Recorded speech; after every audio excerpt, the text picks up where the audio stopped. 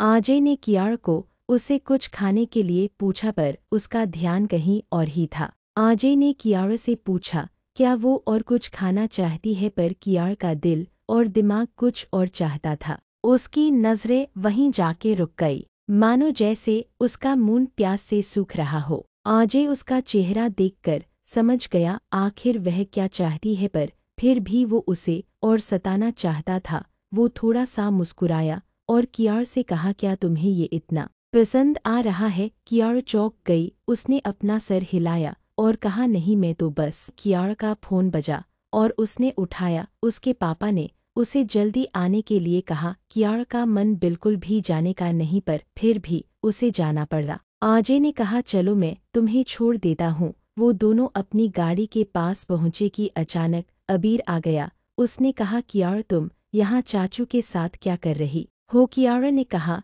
वो मेरी गाड़ी खराब हो गई थी तो अजय सर मेरी हेल्प कर रहे थे। आबिया ने कहा चलो कियारा मैं तुम्हें छोड़ देता हूँ। वैसे भी अपनी उस दिन की बात अधूरी रह गई थी। अजय ने कहा कियारा तुम आबिया के साथ चली जाओ। कियारा ने एक नज़र अजय की तरफ देखी। वो बिल्कुल भी आबिया के साथ नहीं जाना चाहती थी, पर कोई और रास्ता नहीं था, वरना आबिया को शक हो जाता। कियारा ने घर जाके देखा, वो थोड़ा चिड़चिड़ा महसूस कर रही थी, लेकिन कुछ नहीं कहा। कियारा के भैया उसके लिए ड्रेस लाए थे, इसलिए उन्होंने उसे जल्दी बुला लिया, पर कियारा का मन अभी भी अजय के ध्यान में था। उसने ड्रेस पहनी जो बहुत खूबसूरत लग रही थी। उसने सबके साथ फोटो ली और कमरे में चली गई। उसकी मम्मी ने कहा कियारा खाना खा लो, पर कियारा ने पहले ही खा लिया था तो उसने मना कर दिया। अंदर कमरे में जाके उसने दरवाज़ा बंद कर लिया और सो गई, पर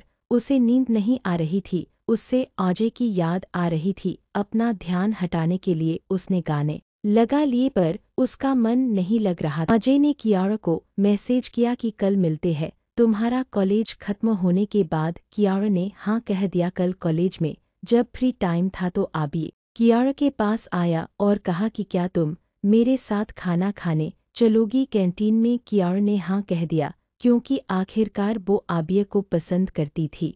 आबिया ने कियारा से कहा कि कियारा तुम मुझे पसंद आने लगी हो उस दिन से जब से तुम्हारे साथ खाना खाया है। कियारा थोड़ी देर सोच में, पर उसे समझ नहीं आ रहा था क्या करूं। तभी आबिया ने कहा इतनी कोई जल्दी नहीं है, तुम आराम से मेरे बारे में सोचना।